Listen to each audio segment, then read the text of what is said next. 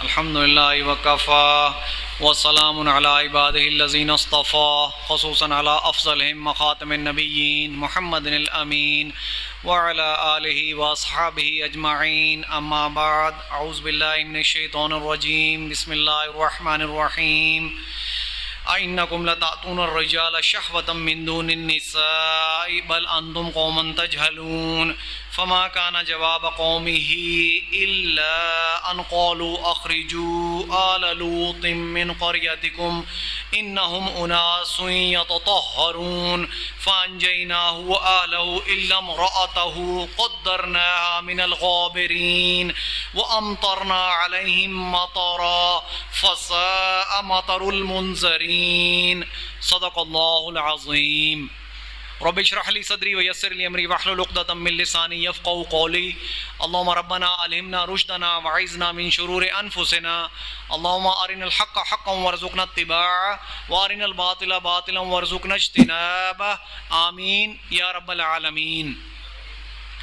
میرے محترم بھائیو بزرگوں دوستو، درس قرآن و درس حدیث کے ضمن میں سورۃ نمل کی چند آیات تلاوت کی ہیں۔ اللہ تبارک و تعالیٰ سے دعا ہے کہ مجھے خود سمجھنے، آپ کو سمجھانے اور آپ کو سمجھنے کی توفیق عطا فرمائے، آمین۔ عن معاذ بن جبل رضی اللہ تعالی عنہ سأل النبی صلی اللہ علیہ وسلم عن افضل الایمان قال ان تحب للہ وتبغض للہ وتعمل لسانک فی ذکر اللہ وقال ماذا یا رسول اللہ صلی اللہ علیہ وسلم قال ان تحب للناس ما تحب لنفسک وان تکرہ لهم ما تکرہ لنفسک او کما قال رسول اللہ صلی اللہ علیہ وسلم۔ جو حدیث پاک میں نے آج آپ کے سامنے بیان کی ہے، اس کے راوی ہیں حضرت معاذ بن جبل رضی اللہ تعالی عنہ۔ اب آپ پہلے پچھلی حدیث کو ذہن میں لائیں جو پچھلے جمعے میں نے آپ کے سامنے بیان کی تھی۔ وہ کیا حدیث تھی کہ لا یؤمن احدکم حتی یکون ہواہ تبعا لما جئت بہ۔ یہاں بات ہو رہی تھی ایمان ہونے یا نہ ہونے کی، کہ تم میں سے کوئی اس وقت تک مومن نہیں ہو سکتا، کسی کے دل میں اس وقت تک ایمان نہیں ہو سکتا۔ یہ حضور محمد مصطفیٰ احمد مجتبیٰ صلی اللہ علیہ وسلم فرما رہے ہیں کہ تم میں سے کوئی اس وقت تک مومن نہیں ہو سکتا، تمہارے دلوں میں ایمان نہیں آ سکتا جب تک وہ اپنی خواہش نفس کو میری لائی ہوئی ہدایت کے تابع نہ کر دے۔ یہ پچھلے جمعے کی حدیث تھی۔ آج سنو، کمپیریزن میں اس لیے آپ کے سامنے پیش کر رہا ہوں، اس کا تقابلی جائزہ لے رہا ہوں کہ آج کی حدیث حضرت معاذ بن جبل رضی اللہ تعالیٰ عنہ فرماتے ہیں کہ میں نے اللہ کے رسول صلی اللہ علیہ وسلم سے سوال کیا۔ کتنے خوش نصیب لوگ تھے جن کے سامنے محمد مصطفیٰ احمد مجتبیٰ موجود تھے۔ ان کی خوش نصیبی کی کیا حد ہو سکتی ہے، کیا حد ہو سکتی ہے، وہ صحابہ کرام کا کیا لیول ہو سکتا ہے۔ مفتی صاحب فرما رہے تھے، بلکہ علامہ خادم رضوی صاحب فرما رہے تھے، یہ بات میں نے سنی ان کے ایک خطبے میں بات، کہ حضرت عمر بن عبدالعزیز، یہ انہیں حضرت عمر ثانی کہا جاتا ہے، عمر ثانی کہا جاتا ہے۔ جتنی ترقی اسلام نے حضرت عمر فاروق رضی اللہ تعالیٰ عنہ کے دور میں کی، اتنی ہی ترقی اسلام نے حضرت عمر بن عبدالعزیز کے دور میں کی۔ تو ایک ساتھ مفتی اور عالم سے پوچھا گیا کہ کیا حضرت عمر بن عبدالعزیز کا درجہ حضرت عمر فاروق کے برابر ہوگا؟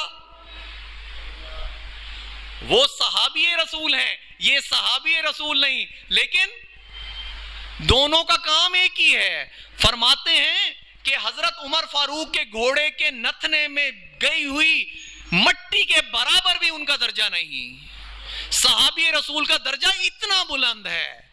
سوچ لیں، حضرت عمر بن عبدالعزیز اور ادھر سے حضرت عمر فاروق رضی اللہ تعالیٰ عنہ، یہ فرق ہے۔ مقصد بیان کرنے کا یہ تھا کہ وہ کتنے خوش نصیب لوگ تھے جن کے سامنے محمد مصطفیٰ احمد مجتبیٰ صلی اللہ علیہ وسلم موجود تھے۔ حضرت معاذ بن جبل کہتے ہیں کہ میں نے اللہ کے رسول صلی اللہ علیہ وسلم سے یہ سوال کیا کہ اے اللہ کے رسول مجھے بتائیے کہ ایمان میں افضل درجہ کیا ہے۔ پہلے تو بات ہو رہی تھی کہ ایمان ہے کہ نہیں ہے۔ ایمان ہوگا تب جب خواہش نفس ہوگی تابع خدا کے، ہوا تابع ہوگی خدا کے، اور اب بات ہو رہی ہے کہ ایمان کا افضل درجہ کیا ہے؟ ایمان میں آخر مختلف درجات ہیں، ایمان کے افضل درجے پہ کیسے فائز ہوا جا سکتا ہے؟ یہ سوال کیا حضرت معاذ بن جبل نے حضور محمد مصطفیٰ احمد مجتبیٰ سے صلی اللہ علیہ وسلم. تو اللہ کے رسول نے جواب دیا قال ان تحب للہ، کہ اے معاذ کہ ایمان میں اگر افضل درجہ پانا ہے تو تو محبت کر کسی سے بھی، مگر غرض صرف یہ ہو کہ وہ اللہ کے لیے ہو. تیری محبت کسی سے بھی ہو، محبت کے درجے مختلف ہیں. محبت آپ کی والدین سے ہے، قل ان کان آباؤکم وابناؤکم واخوانکم وازواجکم وعشیرتکم واموال اقترفتموها وتجارۃ تخشون کسادها ومساکن ترضونها. یہ 8 محبتیں میں نے آپ کو بتا دی تھی کہ باپوں کی محبت، بھائیوں کی، بیٹوں کی، بیویوں کی، رشتہ داروں کی، گھروں کی، تجارت کی محبتیں کچھ بھی ہو سکتی ہیں. کائنات میں کسی سے بھی آپ کو محبت ہو سکتی ہے، لیکن محبت کا کرائیٹیریا اللہ کے رسول نے بتا دیا کہ تو جس سے بھی محبت کر اللہ کی محبت کے تابع ہو. جس سے بھی محبت کر اس کے محبت کی وجہ جو ہونی چاہیے وہ صرف اللہ کے لیے ہو تیری محبت. اور اللہ کے لیے محبت کیسی ہوتی ہے؟ اللہ کے لیے محبت کا مطلب یہ ہے کہ آپ کا جو باپ ہے، آپ کا جو بھائی ہے، جو بیٹے ہیں، بیوی ہیں، رشتہ دار ہیں، یہ سارے جنت میں جانے والے بن جائیں، جہنم کی آگ سے بچ جائیں، نامہ اعمال دائیں ہاتھ میں مل جائے. سب سے بڑی محبت تو یہی ہے نا. اس دنیا میں اگر آپ کسی سے محبت کا دعویٰ کرتے ہو تو یہ چند روپے پیسے دے دینا، اسے کوئی گھر بنا کے دے دینا، گاڑی بنا کر دے دینا، صدقہ خیرات کر دینا، یہ تو محبت ہے، لیکن محبت کا ادنا درجہ ہے. اور محبت کا عرفہ درجہ کیا ہے کہ اسے آگے آخرت میں جو آبادن آبادہ کی زندگی ہے، جہاں موت نہیں آنی، جہاں زندگی ختم نہیں ہونی، اس زندگی کو آگ سے آپ اس کی بچا دیں، یہ محبت کا عرفہ درجہ ہے. تو اللہ کے رسول نے یہی فرمایا کہ ان تحب للہ، کہ تو جس سے محبت کر اس کی وجہ صرف اللہ ہو، اللہ کے لیے محبت کر. وتبغض للہ، اور اگر کسی کے لیے تیرے دل میں بغض آئے، کینہ آئے، عداوت آئے تو وہ صرف اللہ کے لیے ہو. تیرا ذاتی مقصد نہ ہو کہ فلاں نے مجھے گالی دی تھی، فلاں نے میرا حق کھایا تھا، فلاں نے میرے ساتھ یہ زیادتی کی تھی، اس وجہ سے میرے دل میں اس کے لیے غصہ ہے، کینہ ہے، بغض ہے، عداوت ہے. نہیں، تیرے دل میں عداوت اس لیے ہونی چاہیے کہ یہ اللہ کا دشمن ہے، یہ شیطان کا ساتھی ہے، یہ اللہ کے لوگوں کو اللہ کے راستے سے بھٹکاتا ہے. تب تیرے دل میں اس کے لیے غصہ ہونا چاہیے، تب تیرے دل میں اس کے لیے عداوت ہونی چاہیے، تب تیرے دل میں اس کے لیے کینہ ہونا چاہیے. اگر بغض، کینہ اور غصہ رکھنا ہے تو اللہ کے لیے رکھنا ہے کہ یہ اللہ کا دشمن ہے تو میرا دشمن ہے، یہ اللہ کے رسول کا دشمن ہے تو میرا دشمن ہے. دشمنی کیا ہو سکتی ہے کہ اللہ کے بندوں کو اللہ کے راستے سے ہٹا دینا، شیطان کا ساتھی بن جانا. وَامْتَازُوا الْيَوْمَ أَيُّهَا الْمُجْرِمُونَ أَلَمْ أَعْهَدْ إِلَيْكُمْ يَا بَنِي آدَمَ أَلَّا تَعْبُدُوا الشَّيْطَانَ إِنَّهُ لَكُمْ عَدُوٌّ مُّبِينٌ. اللہ تبارک و تعالیٰ فرما رہے ہیں سورۃ یاسین میں کہ اے مجرمو، آج کے دن تم الگ ہو جاؤ. کیا میں نے تم سے عہد نہیں لیا تھا کہ شیطان کی پیروی نہ کرنا اور میری پیروی کرنا؟ چونکہ یہی سیدھا راستہ ہے، تو جو شیطان کی پیروی کرنے والے ہوں ان سے آپ کی دشمنی ہونی چاہیے، ان کے لیے آپ کے دل میں غصہ، غیظ، غضب، کینہ، عداوت سب کچھ ہو. تو وہ کس لیے ہوگی؟ وہ اللہ کے لیے ہوگی. تو ایمان کے عرفہ درجے پر فائز ہو جاؤ گے. تیسرا کیا فرمایا اللہ کے رسول نے؟ وَتُعْمَلَ لِسَانَكَ فِي ذِكْرِ اللَّهِ، کہ تو اپنی زبان کو ہر وقت اللہ کے ذکر سے تر رکھ. تیری زبان جو ہے ہر وقت اللہ کے ذکر میں تر رہنی چاہیے. ہاتھ کار کو، دل یار کو، کہ اگر تو کام بھی کر رہا ہے، تو میڈیکل کر رہا ہے، ڈاکٹر ہے، انجینئر ہے، کاروباری ہے، ریڑھی والا ہے، غرض کوئی بھی کام کر رہا ہے، تیرا کام کرنا ایک طرف، تیرا دل اپنے رب کی طرف متوجہ ہو کہ میرے کام میں کوئی ایسا خلل، ایسا کام تو نہیں کر رہا جس سے اللہ کی کوئی ناراضگی شامل تو نہیں ہو رہی. کیا میرا رزق حلال ہے؟ کیا میں اپنی چیز کے نقائص بیان کر رہا ہوں؟ کیا میں جائز منافع لے رہا ہوں؟ کیا جو میں چیز بیچ رہا ہوں اس کے نقائص بیان کر کے بیچ رہا ہوں؟ کیا جو میں اپنی سروسز دے رہا ہوں وہ میں اپنی پوری کی پوری جتنی میرے اندر اللہ نے کوالٹیز دی ہیں ان کو استعمال کرتے ہوئے دے رہا ہوں. یہ محاسبہ تمہیں خود کرنا ہے. تب رزق حلال ہوگا. جب رزق حلال ہو جائے گا تو پھر تمہارا کام عبادت بن جائے گا. پھر رب کو زبان سے اللہ کہنے کی ضرورت پیش نہیں آئے گی. دل جو ہے آپ کا وہ اللہ اللہ کر رہا ہوگا. کیوں؟ کیونکہ خوف ہے دل میں کہ جو میرے رب نے فرمایا اس کے مطابق چلنا ہے. میں نے ایک منٹ ایک سیکنڈ بھی اس طرف سے غفلت نہ ہو جائے. وَنَحْنُ أَقْرَبُ إِلَيْهِ مِنْ حَبْلِ الْوَرِيدِ, کیونکہ وہ میری تو شاہرگ کے قریب ہے. دو فرشتے الگ سے میری نگرانی کر رہے ہیں. میں تو کڑی نگرانی میں ہوں. میری تو آنکھ پلک جھپکنی نہیں چاہیے. حضور محمد مصطفیٰ احمد مجتبی صلی اللہ علیہ وسلم کی دعا ہے کہ اے رب مجھے پلک جھپکنے تک بھی اپنے نفس کے حوالے نہ کیجیے. یہ حضور مانگ رہے ہیں صلی اللہ علیہ وسلم کہ اے اللہ مجھے پلک طرفت عین مجھے پلک جھپکنے تک بھی اپنے نفس کے حوالے نہ کیجیے. تو تو اپنی زبان کو تر رکھ اللہ کے ذکر سے. اب اس میں ذکر جو ہے ذکر اولا, سب سے بڑا ذکر کیا ہے؟ سب سے بڑا ذکر کیا ہے؟ اِنَّا نَحْنُ نَزَّلْنَا الذِّكْرَ وَإِنَّا لَهُ لَحَافِظُونَ, کہ ہم نے ہی یہ ذکر نازل کیا. یہ سب سے بڑا ذکر یہ قرآن پاک ہے. ہم نے ہی یہ ذکر نازل کیا اور ہم ہی اس کی حفاظت کرنے والے ہیں. اللہ تبارک و تعالیٰ خود کہہ رہے ہیں کہ یہ ہم نے ذکر نازل کیا.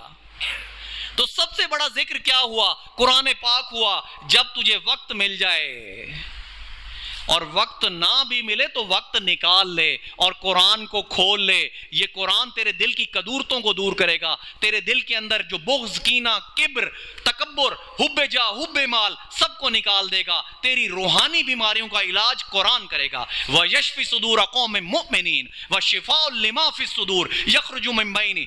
اس میں ہے شفا. کس چیز کی شفا؟ تمہارے روحانی امراض کی شفا. تمہارے روح کو جو کچھ چمٹا ہوا ہے, جو غلاستیں چمٹی ہوئی ہیں, جو کدورتیں تمہاری روح پر آئی ہوئی ہیں, یہ ان کو صاف کر دے گا. وَشِفَاءٌ لِمَا فِي الصُّدُورِ. فَإِذَا مَرِضْتُ فَهُوَ يَشْفِينِ.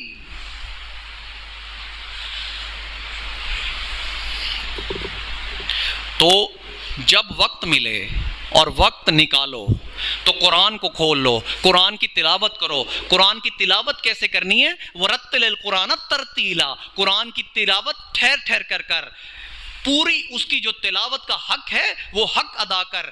ٹھہر ٹھہر کر قرآن پڑھ, اونچی آواز میں قرآن پڑھ, خوش الہانی سے قرآن پڑھ. اور اس کی پوری آپ کو پتہ ہونی چاہیے کہ اس کی زیر, زبر, پیش, کھڑی پیش, ان کے تمام چیزیں جو ہیں وہ آپ کو ازبر آنی چاہیے. قرآن پڑھنے کا طریقہ بھی سیکھو. قرآن کی تجوید ہوتی ہے, قرآن کی تجوید آنی چاہیے کہ قرآن تجوید کیا ہے, قرآن کو پڑھنے کا طریقہ کیا ہے, کہ رتل القرآن ترتیلا کے جو مقاصد ہیں وہ کیسے پورے ہوں گے جب آپ کو قرآن کی تجوید آتی ہوگی. قاری صاحب موجود ہیں, پڑھانے والے موجود بیٹھے ہوئے ہیں, پڑھنے کے لیے تو آؤ کہ قاری صاحب قرآن پڑھنا سکھا دیں. قیامت کے روز جب اللہ تبارک و تعالیٰ پوچھے کہ قرآن پڑھنا آتا تھا, تو یہ تو کہہ سکیں گے ہاں جی قاری صاحب کے پاس چل کر بھی گئے تھے اور کہا بھی تھا کہ تجوید سکھا دیں, قرآن پڑھنا سکھا دیں تاکہ یہ قرآن ہمارے دلوں کو منور کر سکے. جب قرآن پڑھنا سیکھ جاؤ گے پہلا کام, پھر قرآن کے معانی و مطالب و تفسیر یہ سیکھنا شروع کر دو. قرآن کو ایسے پڑھو جیسے ہم اپنی کتابیں پڑھتے ہیں, پڑھتے جاؤ دل میں اترتا جائے, پڑھتے جاؤ سمجھ آتا جائے. قرآن کو سمجھو ایسے جیسے سمجھنے کا حق ہے, پھر قرآن پر عمل کرو جیسے عمل کرنے کا حق ہے. یہ قرآن کے 3 حقوق ہیں مسلمانوں پر. یہ سب سے بڑا, سب سے عرفہ ذکر اِنَّا نَحْنُ نَزَّلْنَا الذِّكْرَ. اور اللہ تبارک و تعالیٰ اور کیا فرما رہے ہیں, وَأَنزَلْنَا إِلَيْكَ الذِّكْرَ لِتُبَيِّنَ لِلنَّاسِ مَا نُزِّلَ إِلَيْهِمْ وَلَعَلَّهُمْ يَتَفَكَّرُونَ. اور ہم نے اس ذکر کو آپ کی طرف, اے محمد آپ کی طرف نازل کیا. وَأَنزَلْنَا إِلَيْكَ الذِّكْرَ لِتُبَيِّنَ لِلنَّاسِ, تاکہ آپ اسے کھول کھول کر لوگوں کو بتا دیں. کھول کھول کر بینہ روشن، اس کی آیات کو لوگوں کے لیے روشن کر دیں، کھول کھول کر بیان کر دیں. ما نزل الیہم، جو چیز ان کی طرف نازل کی گئی.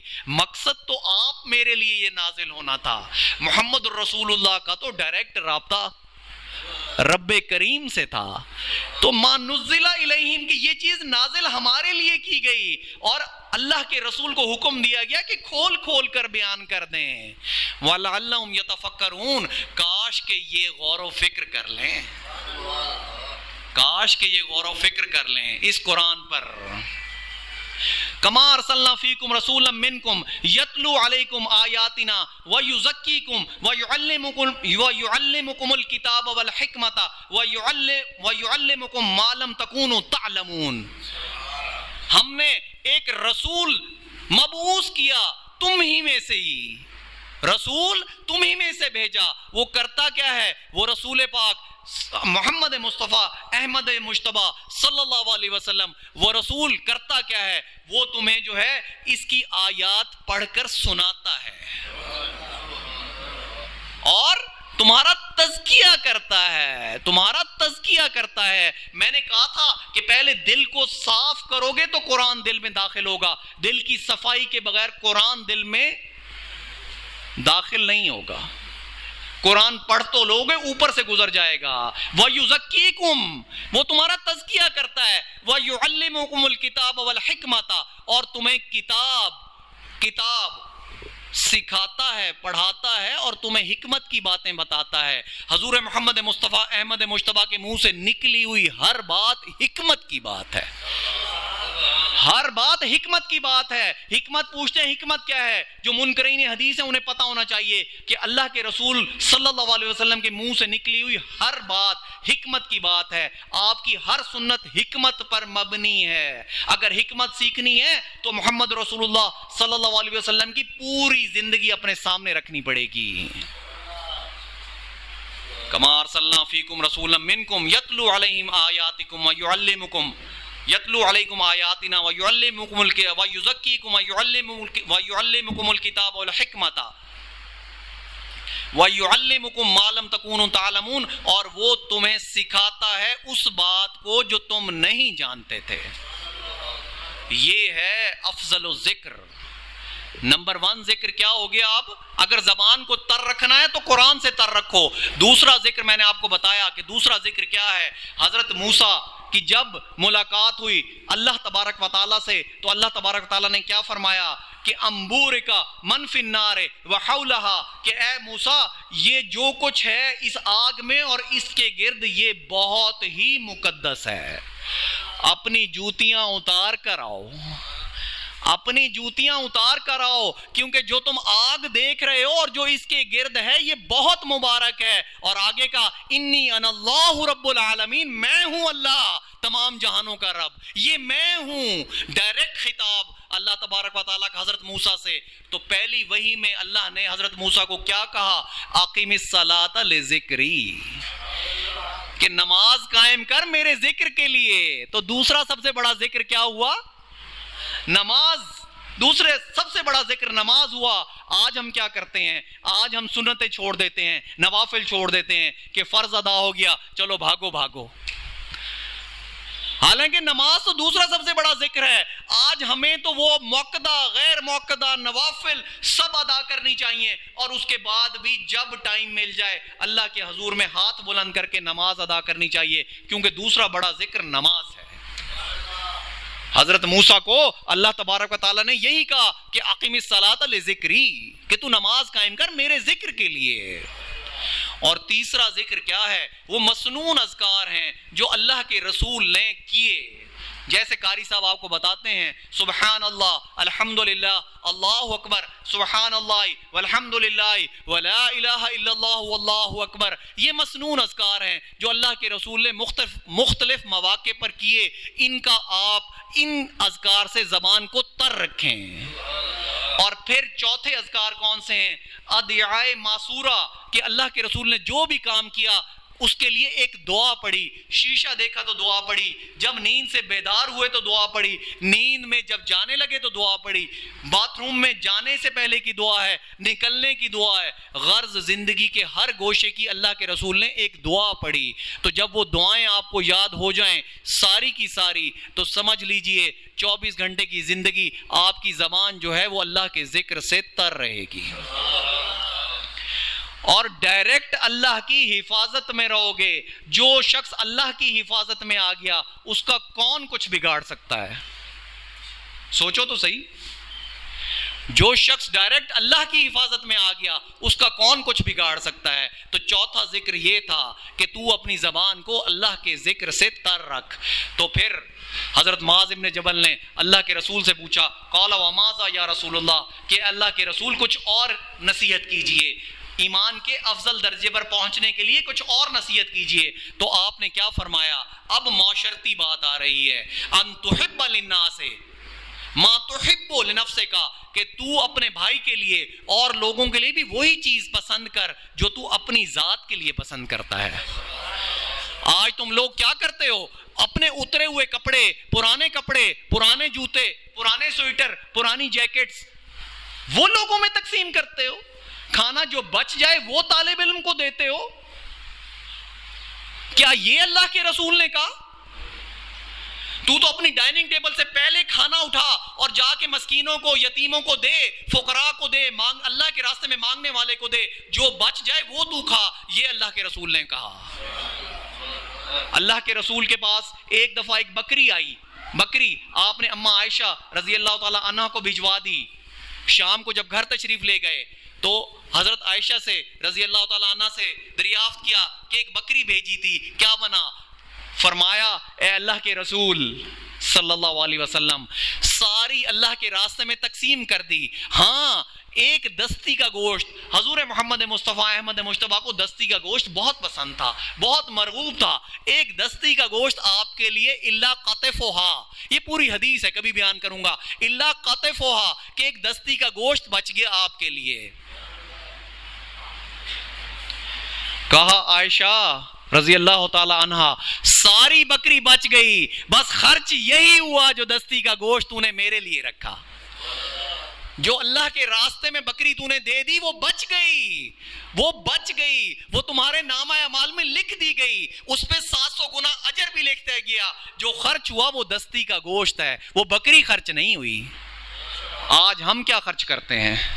سوچ لو, اس حدیث پاک کی روشنی میں سوچ لو کہ تم نے کیا خرچ کرنا ہے. اور آگے اللہ کے رسول نے کیا فرمایا کہ ان تکرہ لہم ما تکرہ لنفسک, اور تو ان کے لیے بھی وہ چیز ناپسند کر جو تو اپنی ذات کے لیے ناپسند کرتا ہے.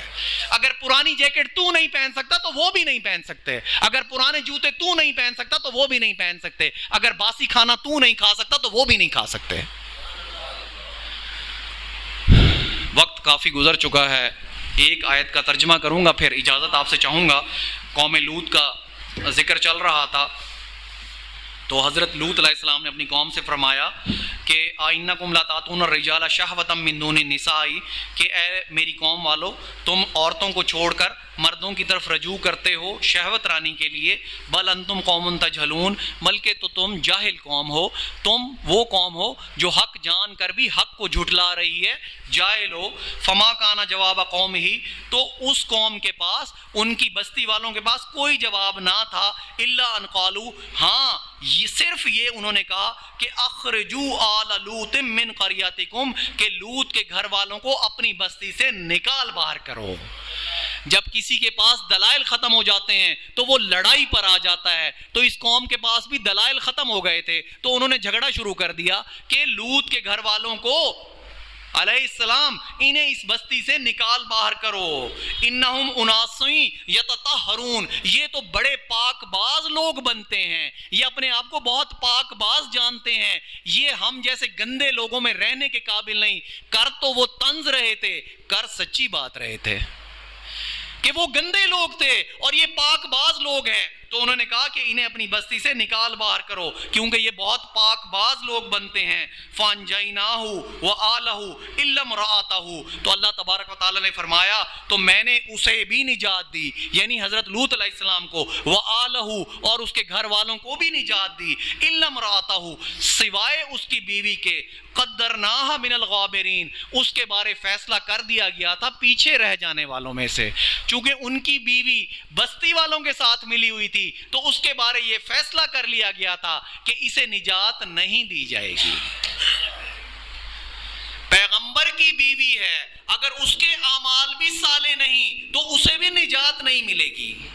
یہاں سے یہ سبق سیکھ لو کہ بیوی پیغمبر کی ہے، اسے نجات نہیں مل رہی چونکہ اس کے اعمال صالح نہیں تھے، وہ بستی والوں کے ساتھ ملی ہوئی تھی. تو اللہ تبارک و تعالیٰ نے کیا کہا؟